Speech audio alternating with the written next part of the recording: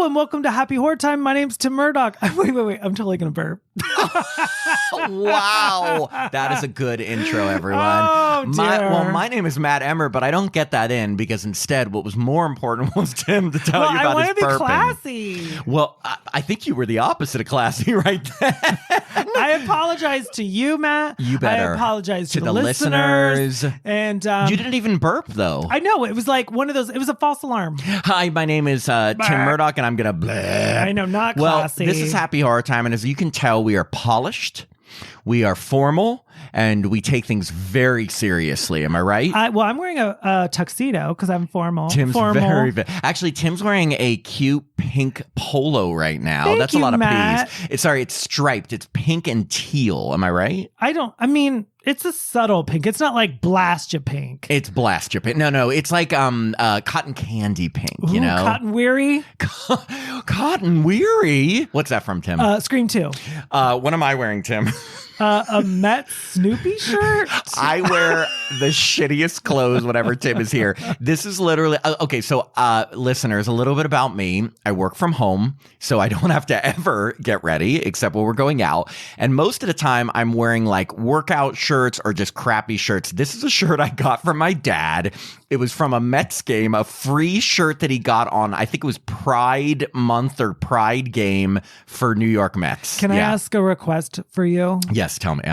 Can you dress up whenever I come over? I will. I'm going to start wearing like my Sunday best when you're here. I want pressed and ironed. The pandemic ruined me because I started working from home and I started... it's not like I had great fashion taste before, but like I dress like complete shit, Tim. That's where you say, no, you don't, Matt. No! That's where you jump in. Wait, watch. God, Tim, I just dress like shit all the time. Are you talking to me? Well, we're really excited about this movie because not only did we see it twice, not once, everyone. But twice. We saw it the first time, and we were lucky enough to attend a screening that had a Q&A afterwards with director Osgood Perkins and star Micah Monroe. So we first saw it that time. Oh, I'm glad you just said his name's Osgood. I just thought his name was Oz. Oz is his nickname, but his full name is Osgood. What does it say on the poster? Osgood Perkins, I think. No, you can tell me.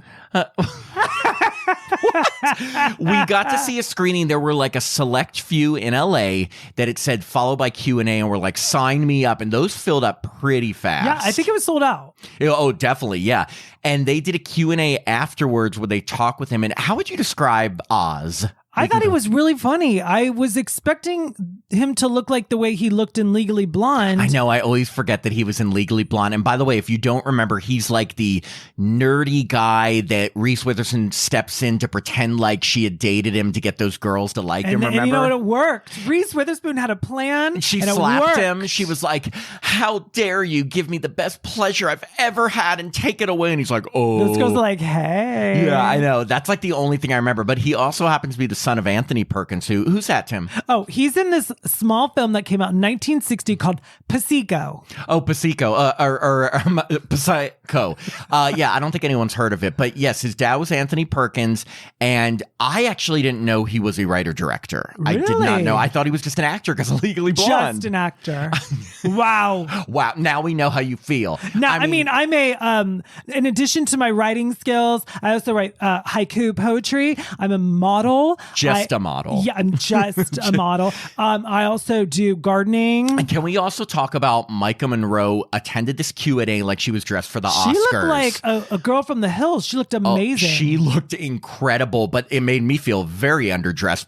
But what was funny was the contrast between how she was dressed and he was dressed. He was very like I think he was just wearing like jeans. Was he wearing a hat? Cap, baseball cap. You know, that is she's in like her Oscars dress. You know, I don't know if we've ever spoke about this. As someone who's best dressed class of 96, I feel like I'm an expert and I can talk about this. I can talk about this, Matt. Best dressed class of 96. Best dressed from Hilliard High School. It was the competition was fair. Oh, I'm sure it was. Anyway, go on. No. What was that movie that Jennifer Aniston and Adam Sandler made called Murder Mystery? Yes, and they did a sequel. Yeah, on Murder Netflix. Mystery 2. Yeah. Okay, so you look at Jennifer Aniston. She's dressed to the nines on the red carpet for that movie. Adam Sandler is like wearing like board shorts and like a t-shirt, dressed like a 12-year-old just rolled out of bed. Perfect analogy. I know. That was because I know exactly what you're He talking looks about. like, I'm going to go on record, Adam Sandler at his red carpet premiere looked like shit. Okay, I said it. Well, but here's I But don't if know. Adam Sandler wants to work with me, I'll totally But will. I wouldn't say so. The thing is that everyone has their own fashion sense, and so I, as someone who dresses down a ton, you would I not- understand that. No. For a formal event, I probably would not dress like that. But for the Q&A, I give Osgood Perkins a pass because it was very casual. It's the Grove. If anything, I was more surprised that Micah was so dressed up, but I was Maybe- also very like, wow, she's incredible. She looked fantastic. She looked fantastic. Maybe it was just, maybe afterwards she was going to a Longlegs party. Do you think it was called "Bring Your Long Legs" Right, for and people she's like, with long done legs? and done. And then they had Daddy Long Legs spiders everywhere. Yeah, like cookies and cupcakes. Yum. Anyway, Yum. the Q&A was great. It wasn't too long. That's my biggest thing about Q&As is that when it like gets to a point where you're like, okay, enough already. It didn't get to that point. I didn't think so. Can Did I you? make fun of Q&As really quickly? Please, especially when the people ask, "Hi, I have a 2-part question." That's my favorite. Oh, I like when they stand up and like, "Hi, I'm a writer." I'm like, sit your ass down. No, but the best way is, as a writer myself, it's like, We get who it. are you trying to impress at the Q&A? like here, like this, the director or the actresses go, "Oh my God, you are? You are? Can we see your script? Can I work with you, please?" Yeah, I know. I don't know. I probably but come across right now as like a cynical you bitch. sound like a judgy little bitch. I said Adam Sandler dressed like poo. That was harsh. But I will say this. I think that when people say that in questions, like they have to like congratulate themselves before they ask the question, it just is so shameless. Hi, my name is Lee, and I wrote 6 scripts, and they were all in every festival. My question is, Yeah, it's almost like as a award-winning, critically acclaimed writer myself, I have a question for you. Well, my question is, if you're so popular, why are you bragging? Anyway, why are you sitting here in the Grove with the luckily, public? They did not open this Q&A up for questions from the audience, so we didn't get any of that. We just got a really great discussion between Oz and Micah about the movie. And remember, we had just watched it. But the one thing I said to Tim afterwards is like, after hearing them like kind of analyze it, I was like, I feel like I need to see it again because there was a lot of parts to this that I feel like I could really get more from knowing what the whole twist kind of thing is, and I can look for them. And I think it did help. So I we agree, did see it because twice. he actually suggested, he goes, you should see it again. There's a lot of things you may have missed. He was right. I was much calmer the second time. Yes, I mean, it like, I was. really was much calmer, even though I did still jump and it still left me with an eerie feeling. But Yeah. watching it a second time, it definitely moved. So Like, do I we was want to like, ooh, let's this jump is into it moving. because Longlegs is Short. is the movie that talk about hype, great marketing campaign. They really tried to keep Nicolas Cage, who plays Longlegs, like his appearance secret. In the trailers, they only hinted at it. They had posters and stuff that just I showed think his it's so cool. eyes. Like, it was great. Or the posters that cut off like right here. I know people can't see me, but just his eye level. It's like Yeah. just his head or his eyes, or you would see a glimpse of him. Trailers were good. They didn't give too much away. I even went into this thinking, okay, this is going to be a serial killer movie like Silence of the Lambs. And coming out of it, it really was not just a serial killer like Silence of the Lambs. I actually went in even more blind. I couldn't make heads or tails of those trailers. I thought it was a comedy. No, I definitely didn't think it was a comedy. Well, it has comedy elements. I mean, I guess it could be a comedy, joking like a with you. dark comedy. I don't know if there's much comedy in this movie. Satanic cult murders. No, I think some people might think Nicolas Cage's his performance is funny. We'll get to that. Let's jump into this movie because I will, and I'm going to kind of talk about it as our first viewing. As Daddy Longlegs. As Longlegs. No, I'm going to talk about it as we experienced in our first viewing because the movie starts, and from the opening scene, I was really, really drawn in and just creeped out. Like, the opening scene is these long shots of this snowy atmosphere, like, and it almost looks like a house or a cabin, and this little girl sees a car pull up, and you only see long shots from her viewpoint, and you can't see who's in the car. Already I'm scared. Yes, and the director, Osgood, he said they got lucky on that day that it filmed that, and I thought, what a nice like touch. The night before it snowed, right? And they filmed it in Canada. Yeah, like he said that there wasn't like snow in the forecast, but they wanted snow. They were hoping, but they weren't counting on, and then it just happened to right before that day of shooting. Called in the biz? Serendipity? That and a happy accident. I thought you were going to say a happy ending. Well, you know what that's called in the business, Matt? What? A happy ending. Oh, okay. What does that mean exactly, Tim? Tell me. Like, like an ending that makes you feel happy. Yeah. I got it. Exactly. Okay, so the girl walks outside. There's nobody in the car, but she does hear a sound behind her. Someone saying, cuckoo. I'm sorry, I'm going to do so many Longlegs impressions during this episode because I loved his voice. It was just so like Matt, this. you should probably be him for Halloween. Hey, Tim, that's a great idea. I almost feel like I came up with that yesterday. But actually, I technically said it first out loud. Well, so. I guess we're going to have to be dueling long legs. No! Wait, who's going to have longer legs? You, actually. You're tall. You're damn right. So she hears cuckoo, and then out of nowhere, this creepy guy comes into view, but you only see him from like the nose down because she's a little girl. And he says, here comes my impression, Deb. It's the almost birthday girl. Do I sound like that was Bullwinkle? Pretty good. Oh, thank you. I thought I sounded like Bullwinkle. And this girl, by the way, whoever they cast this little girl, stoic, no reaction. I mean, I don't know if I'd be laughing if I lived out in the middle of the boonies and there was a man out there. I'd be like, no, get I would away. be, and especially when you find out what Longlegs looks like. This is not a normal looking guy that you'd be like, oh, cool. You know who he looked like? It just came to me. Who's that guy? He has hair like his name's like Tim something. He goes, oh, and he has like a little like banjo, and he's like, da, da, da. Oh my God, I have no idea who you're talking about. I'll have to look him up. Tim with a banjo. Not me. Okay. Is he like a famous person? Yes.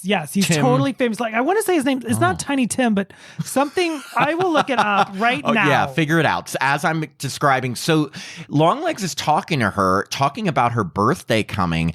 And then the little girl takes out a Polaroid camera and snaps a photo. But as she snaps a photo of him, he leans down into the picture for like 1 instant. And it's almost like a jump scare because he just leans into the camera view and it flashes the Polaroid and then it switches to the credits. But it's scary because you only get a glimpse of his face and it looks pale white and almost like, I can't even describe it. It looked like there was so much prosthetics on Nicolas Cage's face. It's almost like a weird, Tiny Tim the musician. Tim is showing yes. Oh God, that does look a little like Longlegs. Sorry to interrupt you. Creepy long hair. But Nicolas Cage in this movie, he has so much prosthetics that he almost looks like an animal of some kind, you know? Like, and I will say, you could see Nicolas Cage's eyes, so you do know it's him, and it does sound like him. But I always thought a really warped, fucked up version. Did you think he was taller? I thought he looked short in this movie. Oh, I've never thought of Nicolas Cage as being like especially tall, but I guess I've never thought of him being short either. I just think he's Nicolas Cage. Do you think about him? All the time. In Valley Girl? Oh, Nick Cage, leaving Las Vegas, Con Air. Oh, I need one more. Willy's Wonderland, our favorite. By the way, we reviewed that. Go back to like 2021. I do remember liking him in something. And do you know that he was married to Patricia Arquette? No. Yeah. Weren't they in a movie together? I don't know that. I don't know that. Goodbye, lover. It was called Nightmare on Elm Street Part 3. Okay, anyway. So then we switch, after the credits and this creepy intro, we switch to our main character, Micah Monroe. She plays Special Agent Lee Harker. And she is in the FBI, very Clarice Starling style. Bunch of men. And I like that he said after the movie that he was like, yeah, people compare it to Silence of the Lambs. It is so Silence of the Lambs. Well, I mean, it's not a bad thing. No. But it really takes it past Silence of the Lambs. I'll tell you at the end why I think it's not just Silence of the Lambs. Now. Even though, because it's not just a serial killer and the agent, they're like hunting after him. There's so many other elements at play. I mean, like the key characters yes. is like a young woman with a past and she's hunting down a serial killer. Yes. Yeah, exactly. So Lee Harker, they're going to hunt. At this time, they just are looking for, we don't know, a killer, and they go to this like complex, and she's with a partner. And they're told to just be like knocking on doors looking for this killer. Well, she's a cute blonde, FYI. Yeah, he is a cute blonde. And she kind of goes outside and she feels this like psychic, clairvoyant thing that like the killer is in this house across the street. And she tells her partner and she's like, we should call it. And he's like, on a hunch? Like you just a feeling? He's like, I'll go check it out. We're not calling anything in. Here's where, as an unsuspecting viewer, I jumped in the theater, Tim. I don't know if you saw. Oh no, you were sitting like 2 down from me, but like I don't know, something just really surprised me in this. So she's like away from the door, and he goes to knock on the door. Door opens, and all you see is he's like, "Excuse me, sir." Boom! He gets shot in the head. It was amazing. I mean, I think it was amazing. Shot in the head. Wow! No, I'm not saying, like, it was so unexpected. Oh my God! That I was jumped. like, oh, okay, this movie is it's going. I don't jump that often. I mean, I've seen so many horror movies. I get scared a little bit, but like my body, I don't know what it was. I just really wasn't expecting to get shot so soon. I really admire her character for going in with a gun, and it kind of reminded me of our movie Come In, with all the way that it was set. And where can people watch Come In, Tim? Oh, YouTube. On our Happy Horror Time YouTube channel. Watch it. Yes, like, subscribe, 5 stars, or 5 whatever. stars. Is that what people say? I don't even know. Yeah, I don't know. I'm not an influencer. I'm not influenced. Are you going to influence me? I hope so. Can I have a candy bar? Oh, yeah, afterwards. Thank you. Okay, so and I will say her performance was great because the way her heavy breathing, like she plays scared really well. And this did remind me of Jodie Foster in the end of Silence of the Lambs when they're both breathing heavily. She goes to the house, but she finds the guy who shot her partner just sitting in a room, and he puts his hands up. And then we learn, and I found out this afterward, that he was one of the fathers that killed their family. So what happens But he didn't put up a fight. He's just like, I did it. Okay. It's like, yeah, I did it. Okay, get me in. So then we have Special Agent Lee being assigned by her boss, who is named Carter and played by Blair Underwood. Now, do you remember what Blair Underwood was on? Sex and the City. L.A. Law. That's remember that show? Of course. Oh, I don't know anything else. Oh, but he dated Miranda, and like, remember she had like chicken pox. And, yes. And like, did she give him chicken pox? I don't remember. I just remember him dating her. But they watched a show together on the Sex and the City episodes. L.A. Law. They watched L.A. Law, and he goes, "Damn, don't I look good?" And then he was like, "Hey, do you know I'm going to be in this movie Longlegs in like 30 years?" And she goes, "I'll tune in." And he's like, "Stay tuned. You'll be still doing And Just Like That." Oh my God, I would love if he was on Just Like That. No, I meant that she's doing it just like that. He's saying, "Hey, you'll be doing this show still." Right. Well, you'll be like, yeah. Did she do anything in between? Yeah, ran for mayor of New York, I think, and lost. Do you like Krispy Kreme? Oh, no. Tell our listeners, Tim. Oh, okay. So there's this thing I came across, and I just can't get it out of my head. It's the best. So here, Matt and I are going to reenact it. We're going to pause on I feel like we have done this, but we haven't told people. I can't stop. Okay, go. Okay. Do you like Krispy Kreme? Wait, no. Oh, wait, no.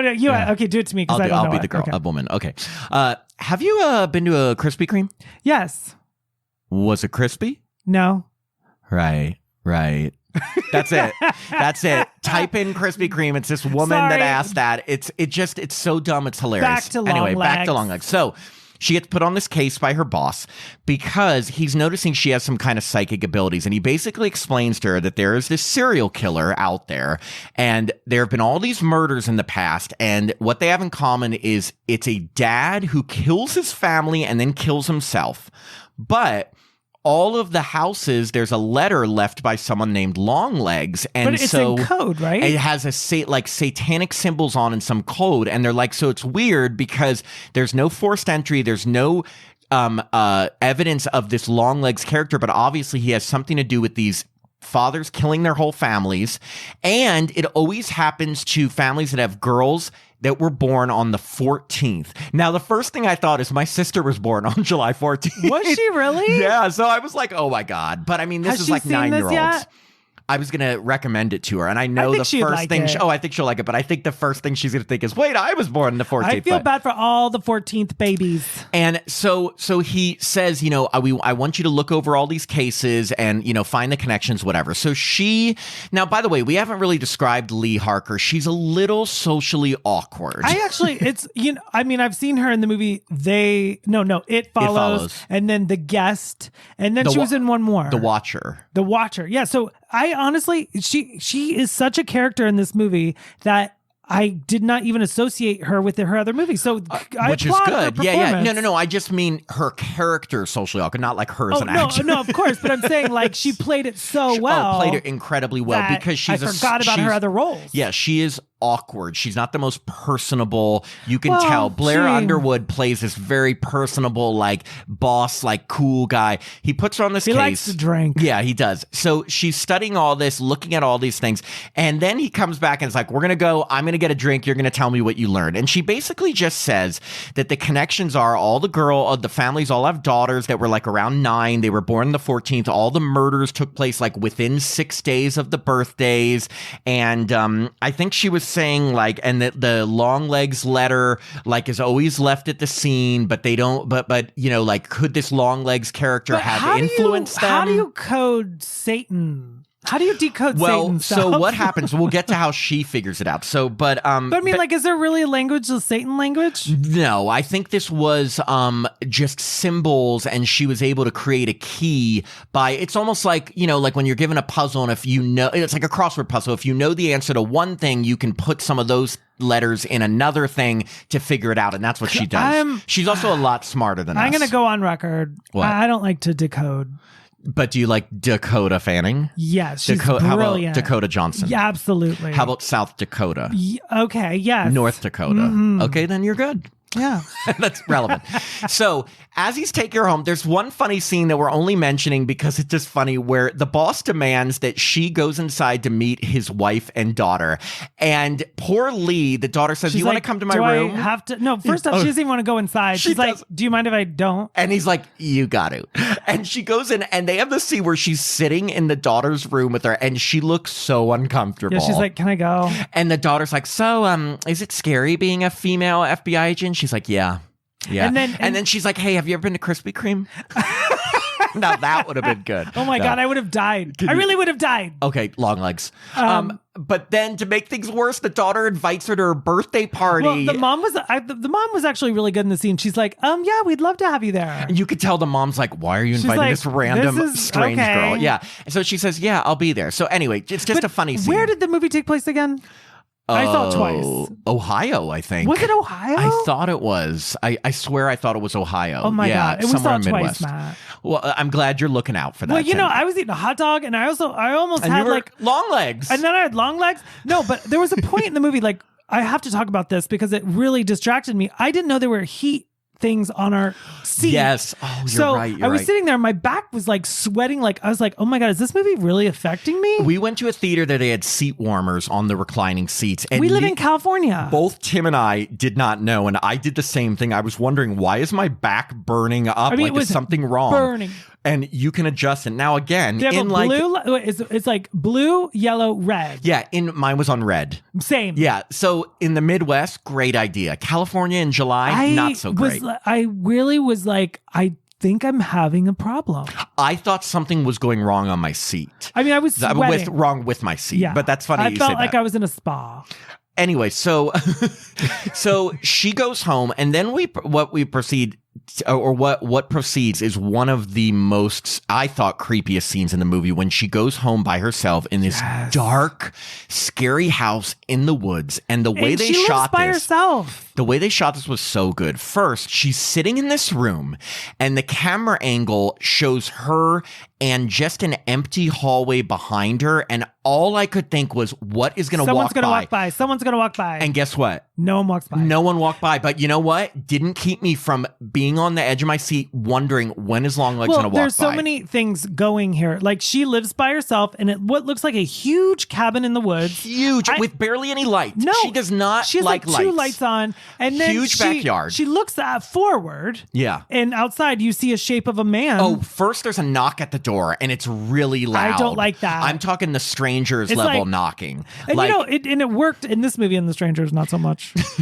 And it's scary. And she goes to the door, and she's like, hello, who's there? Then she goes back to her desk. She looks outside, and she sees just a dark figure standing outside. But Tim or I would have called the police. Right. She runs. I mean, she is an FBI agent. There She are two runs times where outside. she, like, I love that she just throws herself into She the action. runs She's like, toward where's my gun? She gets the gun. She runs outside. She's looking around. She's looking around. She's looking around. But then there's nothing out there. She turns around to look back at her place. And what's in her place?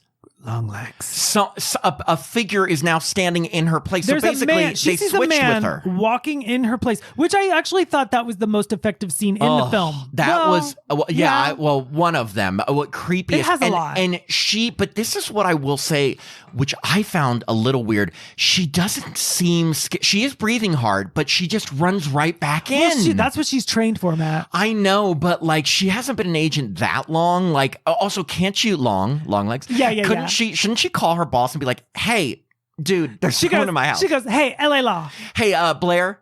Hey, I know you're with Miranda right now. He goes, hey, Blair. And then she goes, named after the facts of life. Not a Thank chance. You. So she runs back in, and guess what's been left for her by whoever was in her house?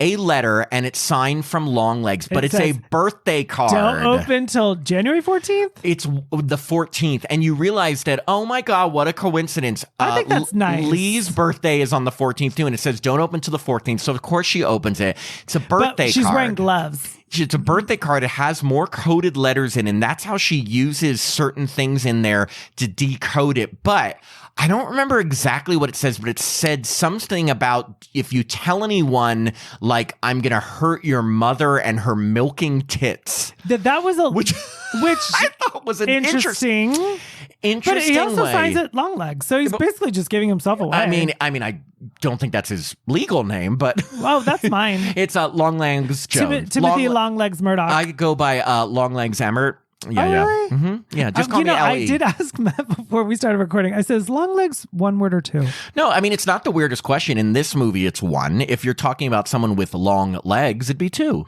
There's your lesson. Like, when you think of Longlegs, do you think of Who Framed Roger Rabbit? And no, I think of Who Framed Roger Rabbit. You know what? Sometimes I get tongue-tied, Tim. TTT. So she is not scared that someone was in her house. Oh, we did forget that she makes a phone call to her mom, and talk about socially awkward. Oh, wow. Her and her mom, she's just like, hello? Hey. Are you praying? Yeah. She or first the mom is like, who's this? She's like, your only daughter, Lee.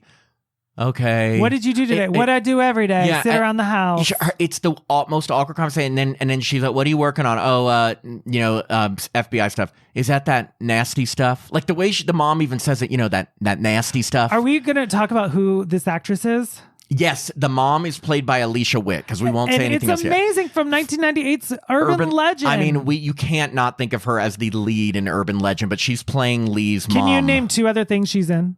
Alicia Witt? Yeah. Well, she was on The Walking Dead for a while, and that's it. Oh, I think she also did the sitcom Sybil with Sybil Shepherd. It's like Urban Legend. It's Urban Legend for me, dog. And I think she did a bunch of Hallmark Christmas movies. Oh, she has. No. The big one that I really like that she did was with Hugh Grant and Sandra Bullock, called 2 Week Notice. She was in that? Yeah, she played She was the 2 weeks. She was 2 weeks. Truthfully, I don't think I've seen that, and I feel like I'm not missing There's out. a really funny part where they're caught in traffic and Sandra Bullock has to go to the bathroom, and so Hugh Grant picks her up and throws her on his shoulder, and like they run to like an RV, and there's like a family, and he's like, she has to use the restroom. Okay, you're not convincing me to see this. That's funny. That is funny stuff. I have a better question for you. Okay. Why do you call her Sandra Bullock and not Sandra? Because did you ever see? I'll tell you why. I'll tell you why. Did you ever see the movie Friday 13th Part 7: The New Blood? Many times. Okay, remember when the girl goes, Sandra, take me now. Wait, when the girl says yeah, that? she says it. She goes, there was a big bulge in your pocket. It said, Sandra, take me now. Okay, yes, I do know what you're talking about. But anyway, let's get back to the movie. So she has a weird relationship with her mom. That's all you need to know. Anyway. So Lee's able to decode the letters, but she doesn't tell her boss that she got a letter from Longlegs because she doesn't want him to get her mom's milking tits, Like, she's that worried. Was interesting she didn't tell Blair. Well, because it threatened her, and That's she knows true. he's a killer. I think she'd be kicked off the case, right? Yeah, but not just that. I don't think she wants to put her mom in danger, So, so the next day, basically, Carter tells her about as they're doing more research on these murders. Another thing that Lee finds out is that if you connect like the dates that the different families were murdered, or the dad murdered their families, whatever, you can connect them in like an inverted triangle shape, which is like a satanic symbol. She put that on his desk and he's like, what does this mean? He's like, I don't know what this means. And she's like, there's only one date missing, the 13th. Like something's going to happen on the 13th. So Friday the 13th? But I know, but not a Friday, which is funny. They could have totally done that. We don't really know if it was a Friday. Well, I'm assuming because they don't want to jump on that IP. You know what they say about people that assume, don't you? Their asses, they make an ass out of you. And me.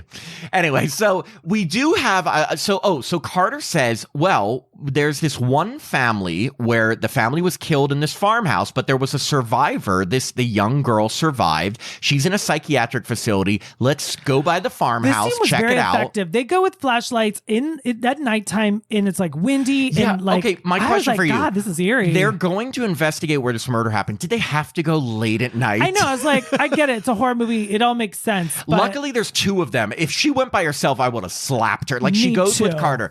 They go in this huge farmhouse. And again, as viewers, they set the scene so well in this movie only to not have anything happen. Like, you think something is going to jump out. It doesn't. But they do find... Did they have a crowbar? They have a crowbar, and they find a crucifix on the ground. And buried underneath the crucifix, they find this big life-size doll. And it's very lifelike. Very lifelike. And they take it to a facility where someone like takes it apart and they find this metal orb inside the head. And they're like, what is that? And the guys who took it out is like, oh, I guess it's like, it's like a brain or something. It's very weird. And they're like, is there anything in it? No, I don't know what it's for. I'm glad even after 2 viewings, I'm glad you're explaining this to me, because I was like, I didn't even know what that thing was. I was like, it's a big metal ball. It's a metal ball. But it has a name. It's called an orb. Well, like an orb is an orb is more like a floating but it has that feel of like this, like a circular device or something. It's not just a ball, like a rubber ball. Instead of it being called Longlegs, it should have been called orb. I think it should be. It should be. So, but we notice that our character Lee, when she looks at this metal ball, like she starts getting weird visions, like it's fucking with her, like she's seeing snakes and she's seeing little clips of dolls and of Longlegs. It's like red snakes. Yeah, so it's like something is happening with this orb. So anyway, they go to visit the one survivor of that massacre at the farm. It's a girl in a psychiatric facility, and this girl's played by Kiernan Shipka. If you remember, she was in Totally Killer last year. Oh my God. Yeah, I know, right? You can barely recognize her. I was like, this girl looks so familiar to me, because we watched that movie twice as well. Yes, she has a really short haircut in this movie. She was fantastic. She played great, because what happens is you find out that she had been catatonic up until the day they found this doll and took that metal ball out. And and so Lee's trying to talk with her. The girl's still kind of not making sense. She's and they find out that the girl had a visitor the day before who signed in as Lee's name. Right. And they were both told this by a flamboyant worker. Yes, very gay, flamboyant. I don't want to assume he's gay. Very flamboyant. I'm going to go out on a limb and say he is. Okay, you're right. I was homosexual myself. You're right. But I mean, I don't mind. I was reading somewhere someone's like, we find this offensive. I mean, because there was a gay character in the movie? It's playing on that very stereotypical. You mean offensive that it was flamboyant, like playing on the stereotype of being gay. Like it's a stereotype, but I thought it gave the movie an extra layer. I thought, like, here's the thing: gay, straight, whatever. I just thought him being flamboyant made him fun. Who cares what it was? Like, whether it was supposed to be a stereotype or not, I don't think. Actually, I remember now, Osgood, they talked about that character in the Q&A, and he said that he was written as being extremely flamboyant. He didn't say like gay, But flamboyant is gay, right? Not all the time. You can be flamboyant. Have you ever been described, or your dad, as flamboyant? My dad and me have been, and my dad is straight, because flamboyant can be just very eccentric, like you're moving your hands a lot, like very excitable. Well, he's gay. No, we don't know that. We don't. Just all the men he had sex with. Yeah. Anyway, so Damon. So Kiernan Shipka, like the girl, she's just saying weird things to her, like she's telling Lee, "You and me are the same." She's like, "I'd do anything for that was him." Scary. I thought she was gonna kill her. Yeah, she was just just like, if he wanted me to jump off the ceiling, I would. If he wanted me to kill someone, I would. Like, she's in some weird trance, and like she's telling Lee, "You're like me, figure it out." Right. And she did say that to her. She said, "You should know," right? Like, didn't she say that to her? She says, like, you have basically you have ties to Longlegs or something like that. So what happens was Carter, Lee's boss, finds out after hearing all this. Carter does a little research into Lee Harker's background, finds out that on her 9th birthday, apparently her mother, Alicia Witt, called the police saying that an intruder showed up at their house, some really creepy intruder. So Carter's like, Lee, what if Longlegs came to your house when you were a kid? Go talk to your mom and find out what the fuck's going on. Apparently, the girl from It Follows, I can never remember her name. Micah Monroe. Yeah, Lee. she has completely blocked she this doesn't out remember of her memory. any of this. Yeah, she goes back. We finally get our first view of Alicia Witt. And it's amazing. She is a hoarder. I mean, I saw it twice and it still shocked me when she hits the screen. Oh my God. She, first off, does not look like herself in Urban Legend. She had like a brownish, grayish, long, straight hair. And like white makeup, but like they really captured a sad hoarder's house. Yes, just she was a hoarder, keeping every little thing from her. Like Lee finds some of her teeth from when she was 10. Yeah, there. She's like, "Oh God, Mom, why you?" She does Don't say that. She totally says, "Oh God, Mom." She does it. So she tries to talk to her mom. First the mom says, "Have you been saying your prayers?" She goes, "No." And she's like, "No." And she says, I prayers are scary. And then the mom starts laughing. She's like, "Yeah, they are. Hey, do you ever go to Krispy Kreme?" And then she goes, "Are they crispy?" And she says, right. And that's it. No. And but then the movie ends. She starts laughing. So, okay, do you not care about the prayers, or do you? I didn't get that. But then she says, "Mom, do you remember my 9th birthday?" And the mom's like, no. Well, doesn't she, like, because we did see it twice, she goes on to have like this, like, not a monologue, but that's like, at the end. Right. Oh, okay. Yeah. No. At this point, she doesn't remember anything. And Lee's like, okay. But then Lee goes and she's doing some digging and she finds some old Polaroid pictures buried in a jewelry box. Now, this reminded me of Silence of the Lambs because, and I know you've only seen it twice, but like, Clarice finds Polaroid pictures of one of the victims like posing for Buffalo Bill, and it just weird little things like that. Is Osgood like paying homage to Silence of the Lambs? I read some interviews where he actually said he's paying more homage in some parts to Seven because they have like the killer being caught. Well, and we'll get to that. But so he knows that it's been compared to Silence of the Lambs, right? But and to Gwyneth Paltrow. Yeah, right. So she finds his Polaroid pictures and she finds the Polaroid from the opening scene that the little girl took of Longlegs, aka that little girl was her and she's met Longlegs. But the way this is a jump scare is they like have the shot go again, the Polaroid flash again. She's holding it and it's almost like you see the flash again of everyone jumped at this. Oh yeah. And so Lee, of course, hurries back to Carter and says, this is him. He's out for a run, and she hands him the picture. And she's like, "This is him. I've met him. This is Longlegs." And they finally have this is like 20 years later, they finally have a picture of him that they can find him.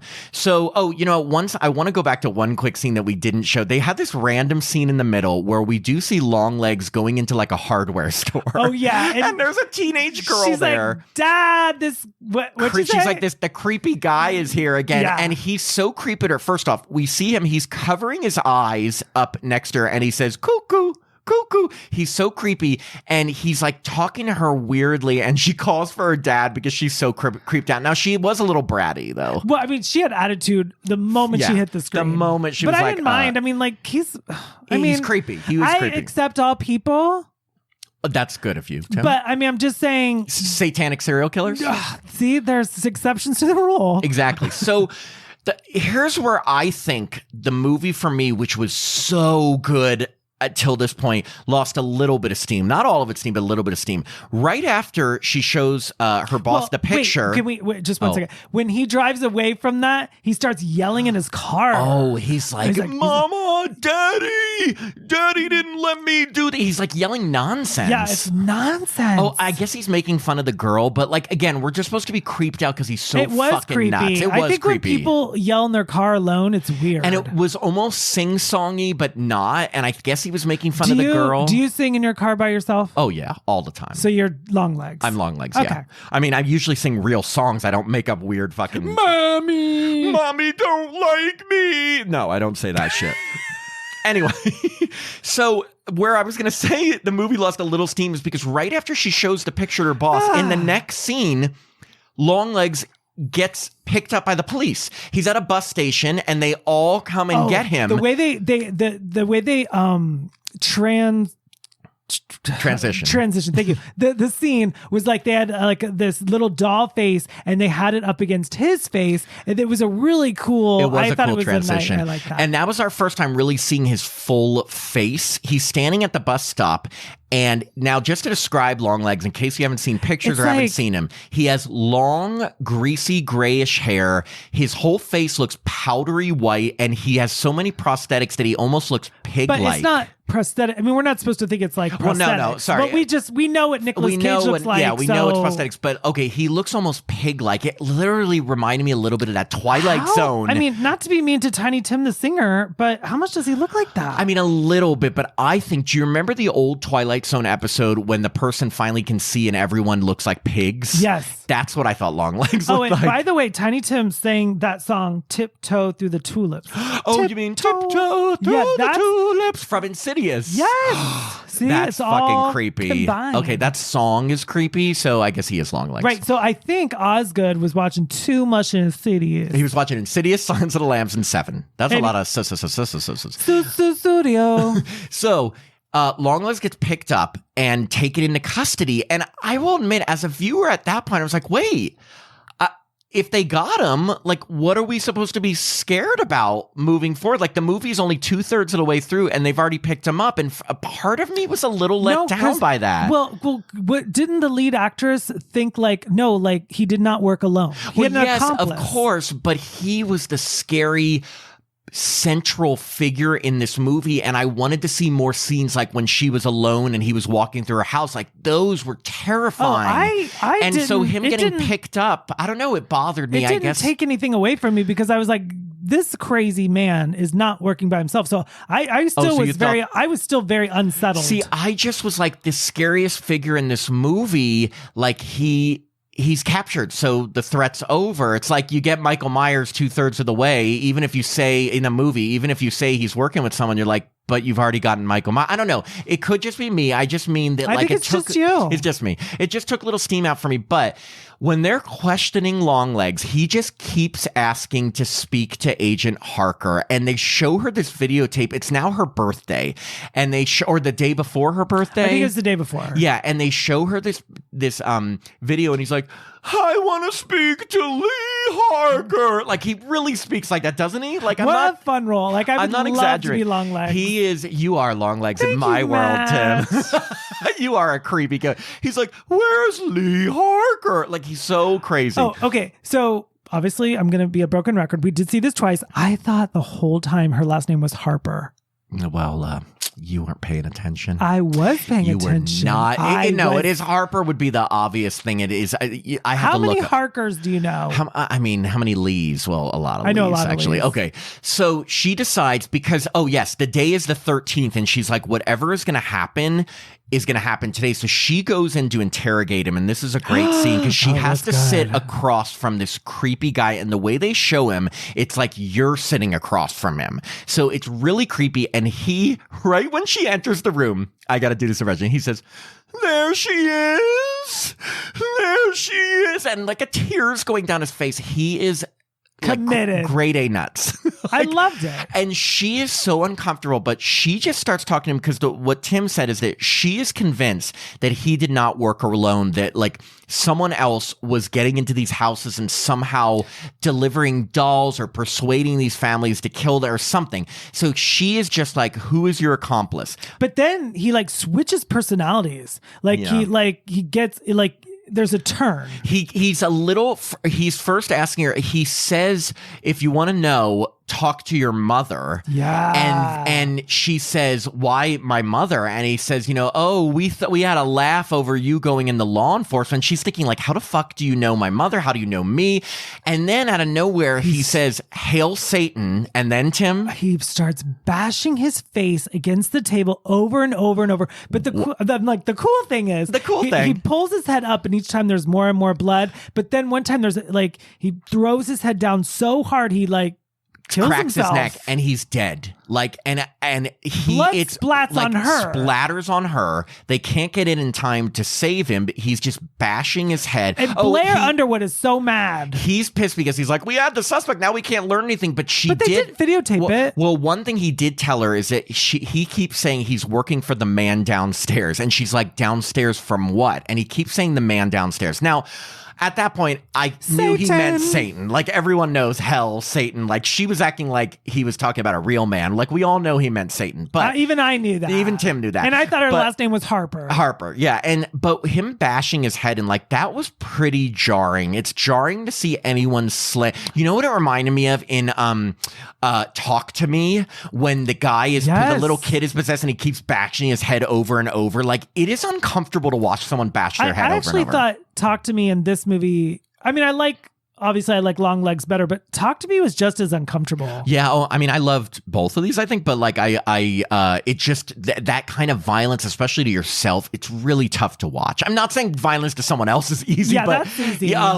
Cinch to watch that. Anyway, she is really frightened, but she is like, I got to go talk to my mom. What is he talking about? And now Longlegs is dead. I will say, weren't you? So you weren't at all upset that our main villain was dead? Like, I'm just saying it was early for the main villain to be dead. Here, villains and main actresses like JLC, they all come back if needed. After you slam your head against the wall that much, actually, please, you're they right. all come back. Well, evil never dies. Sometimes they come back, Tim. Oh, the sequel? No, with directed by Tom McLaughlin. Right. Sometimes they come back, and the first one's called They Came Back. They're coming back. Or they may come back. And then sometimes they come back and maybe they'll come back. Right. Or the fourth one, come back.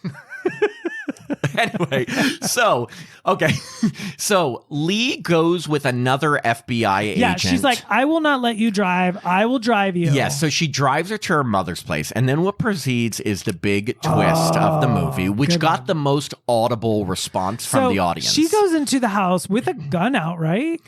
Not yet. She's just like, Mom, I got to talk to you. So then she looks out the window, and this is the poster.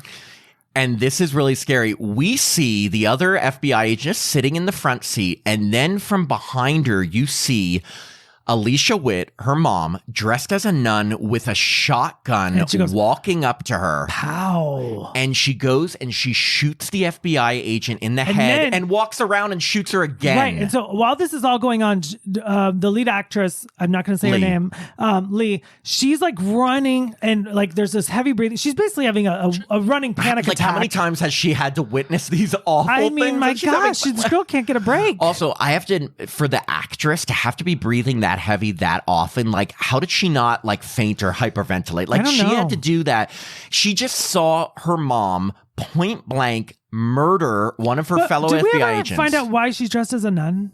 Yes, when she does. I'm glad you're telling me, because I even after two viewings, I don't know. So Lee runs up and is like, Mom, and now she's pulled a gun. She's like, Mom, drop the gun, and then it leads her to the mom dressed as a nun with pointing the gun to the doll. We right? see there's a doll that looks just like Lee did as a young girl, like exactly like her. And the mom says, and Lee says, stop, Cobble's dead, he's dead, like, you know, this ends now. And she's like, oh, well, then you're released. And she shoots the doll's head.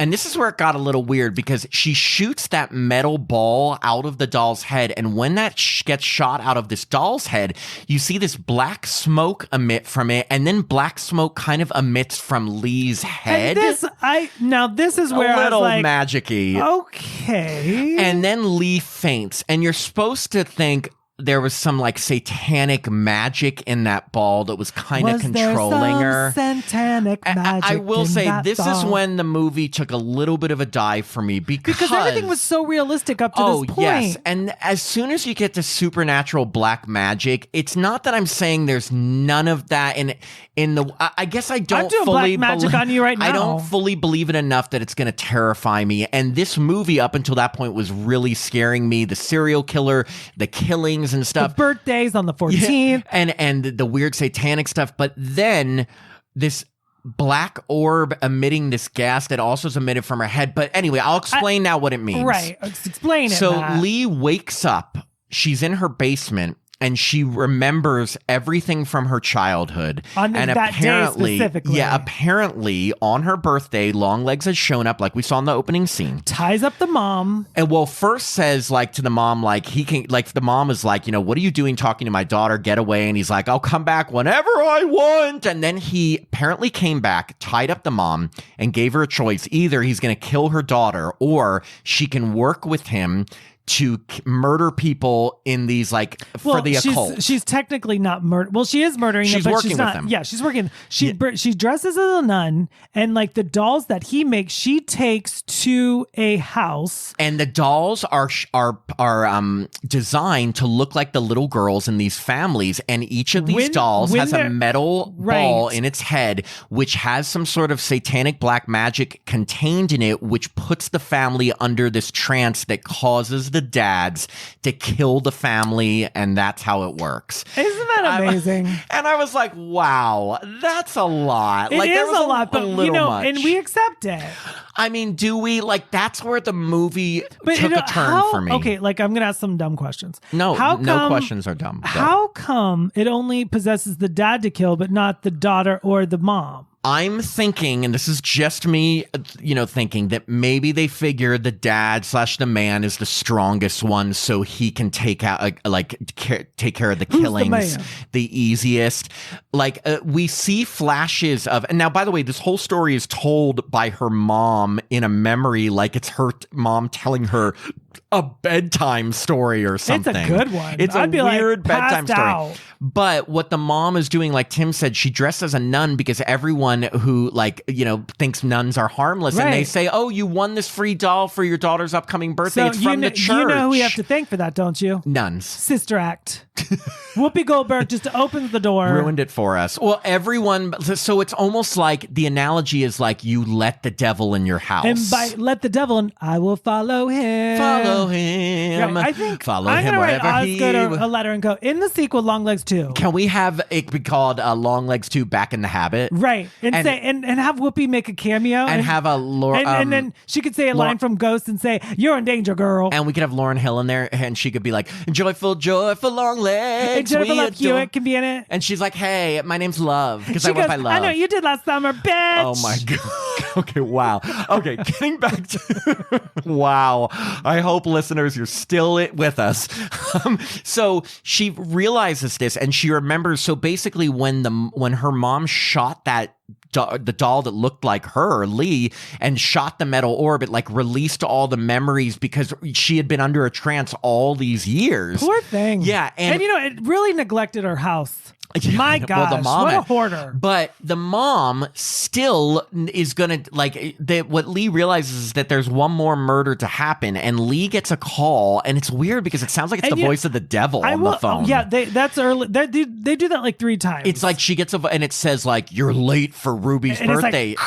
And she remembers that her boss, Carter's... That was such a good callback. They're like, hey, come to my birthday party. So the first time, this is going to come back into play. Yes. And it did. So it's Ruby Carter, her boss's daughter's birthday, which was the callback from when she had the awkward scene with the daughter. So she's like, oh my God, my mom's going to deliver a doll there. Was there some significance with that car? Because when she pulls off the... I think it was just her car was, had blood and guts all over because the FBI agent gotten shot in it. No, because remember she goes over and there's a car that's oh, maybe that was the car Longlegs was was using, because you find out in her memories Longlegs had been living in her basement all this time when she was a child, and she didn't remember. Longlegs car. She was driving Longlegs' I think she was driving Longlegs' car Okay. to get there. So she gets to Carter's place. She runs in and she sees her mom is already there, dressed like a nun. The cool part, like Blair Underwood comes to the door and like he's like, "Come on in," but then like as he's shutting the door, it's like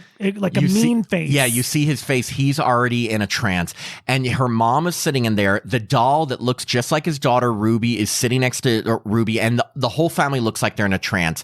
And Lee is trying to talk to them, and of course, like they're not listening. Yeah. And then the mom is like, "I'm gonna go cut the cake," and he goes, "I'll go with you, Carter but says, you ain't coming back." I'll go with you. And you hear him stabbing her in the other room. That was disturbing. Really disturbing. And Lee, of course, is freaking out, and the mom's like, "You got to let it play out. This has to happen for Satan or something. It will get twisted, and you and I will burn." Yeah, she said, "If you don't let it happen, we're gonna burn in hell." So, I'm pretty sure you're burning in hell for what you're doing. Blair Underwood comes out, and his sweater is drenched in blood, and he starts up coming at the daughter, and Lee gets up and shoots him twice dead. Now he had a knife. the mom, Alicia Witt, is not having that, so she pulls out a knife at Lee and is gonna strike, and then Lee shoots her own mom in the head. And it reminded me of Carrie. It was kind of a weird shot, is that if you notice, the blood on the middle of her forehead almost looked like a crucifix, like Ash Wednesday. I've noticed that. The blood on Alicia Witt's face. And remember, yes, her mom was doing this awful bidding and helping Longlegs with the murders, but it still was her mom, and she had to shoot her mom in the fucking head. You know what? But there's more. So then Lee is going to try to take the little girl who's still under a trance, out of there, but she sees the doll and she wants to shoot the doll so she can, she the metal. Have no more bullets. So the metal orb, would get shot out, and she would be wouldn't be under control anymore. But she's out of bullets, and the camera just lingers on Lee looking at the doll. And I was wondering, and I wanted to get your take on this. Are we supposed to think that maybe Lee's falling under the trance of the doll? Oh yeah, that's what I thought for sure. I was like, the spell's working. So she's now going to be back under the trance of the devil. And then she's going to dress as a nun and deliver dolls. But who's going to be delivered? Who's going to make the dolls if Longlegs is dead? You're right. You owe me a Coke. But then they shift to one more shot, and it's of Longlegs again, back when he was in that interrogation room, and he says, "Hail Satan," and he goes with his lips, like a kiss scene, and a little funny, but a little ridiculous, but funny. At least it was a lighthearted ending, and then it goes into the credits. So all in all, well, actually, you go first. Since I saw it twice. Oh my God, if you mention that one more time. I probably said it 10 times. I think you've said that 10 times. But I thought the first time it was very eerie, and it felt like a big Hollywood feature like Silence of the Lambs. But watching it the second time, it was more silly and fun, and I like that the movie it moves. It doesn't really linger in.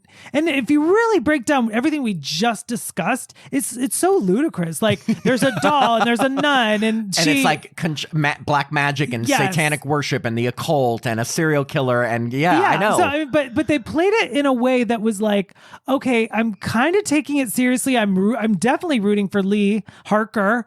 I was totally entertained. I would actually see it a third time. I really, really liked this movie, and the only thing I'm holding back from is saying I loved this movie, and I'll tell you why.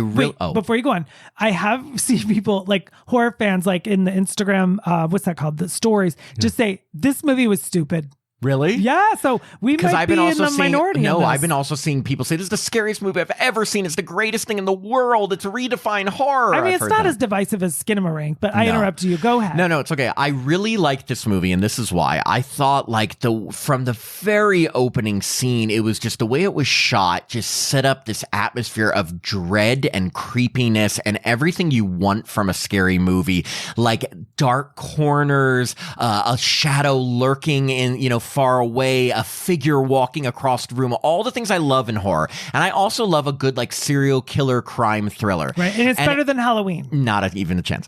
But so all of that's going really well, the creepiness going really well, and then as soon as they caught Longlegs and he killed himself, and then we found out what was really controlling these families, it got a little convoluted for me. That's a perfect word. And that's where it lost me a little bit, because it went from being a simple serial killer to being black magic, supernatural, orbs and doll orbs heads. and dolls, control, and just so many. It's like you took 10 things that you want to put in horror movies and threw them all against a wall. And we're like, this will be the reason. Right. Like they might as well just put witchcraft, black cats, and give me another horror movie like tropes, sharks in there.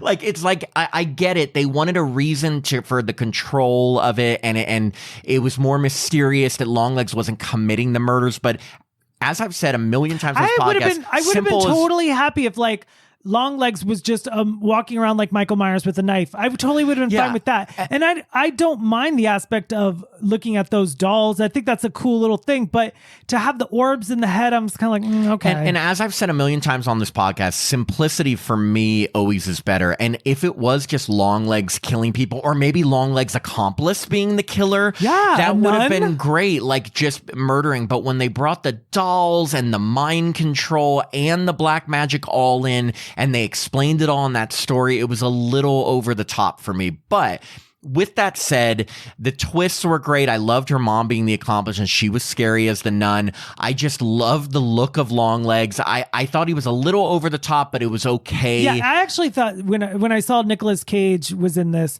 and on the poster and in the trailer, I was like, oh, this is going to be over the top. But he actually was, he was what's the word? Underrated? No.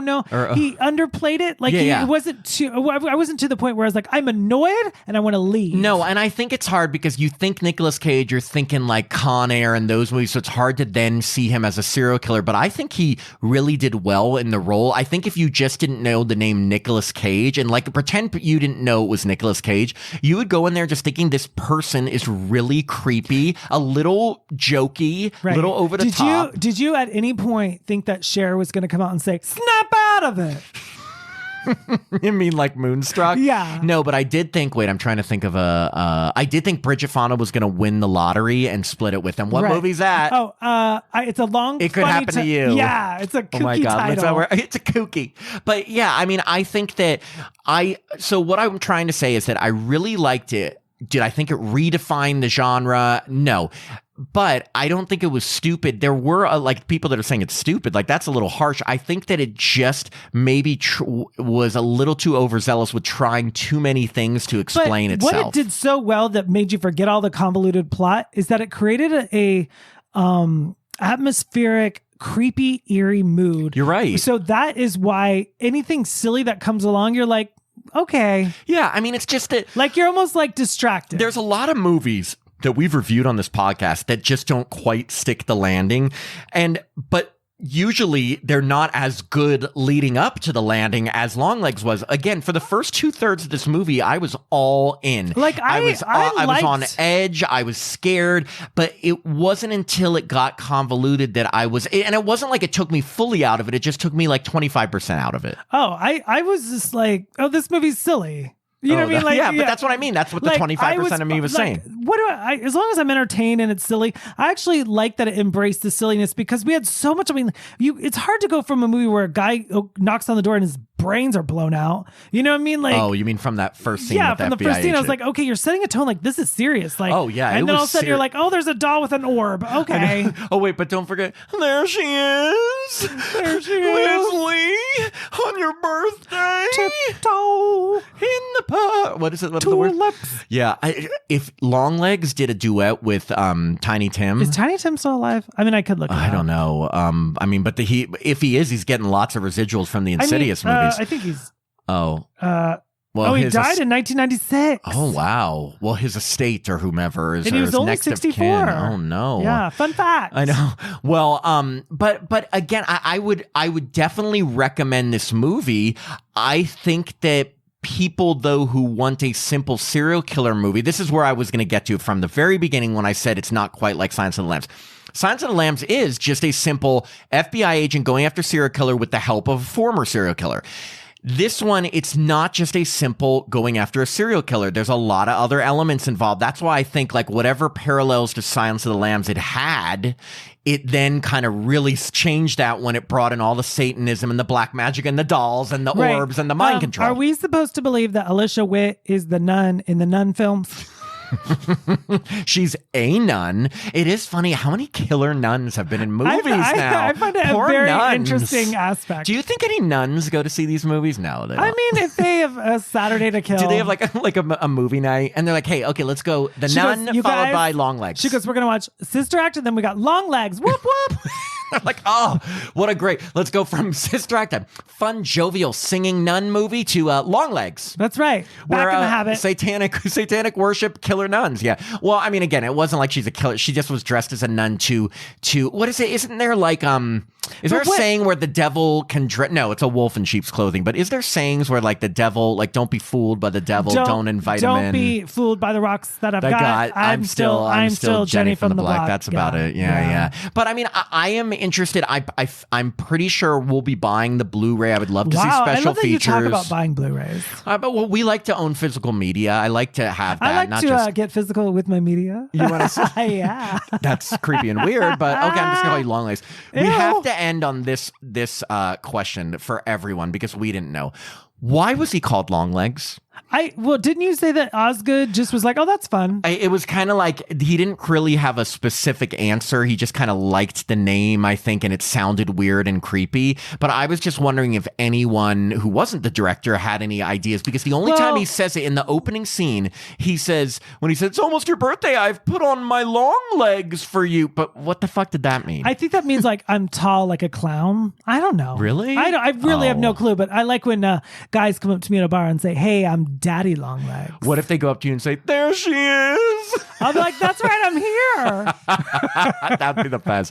Anyway, so go and see Longlegs in a theater with a packed crowd. If you haven't already, you probably have by this point. Twice, have a hot dog, turn on the back heater. Fry your back in a seat warmer. But I mean, by the time this episode comes out, you probably have seen it. If you haven't, go out and see it because it's worth seeing in a big theater. Yeah. Anyway, and that is our review. Thank you, everyone. Have a nice evening. Bye.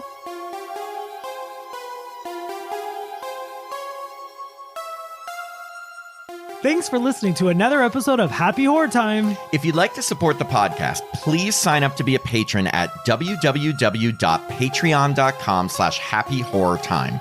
As a patron, you get access to all our bonus content, which now includes 2 new bonus episodes every month, a monthly after show mini episode, access to our Discord community so you can chat with us directly, and the chance to review a film with us in one of our bonus episodes. Patrons also get all our regular episodes ad-free and a day early, our monthly newsletter, the chance to vote in polls, and autographed Happy Horror Time stickers. I'm Matt Emmert. And I'm Tim Murdoch. And we hope you have a happy horror time.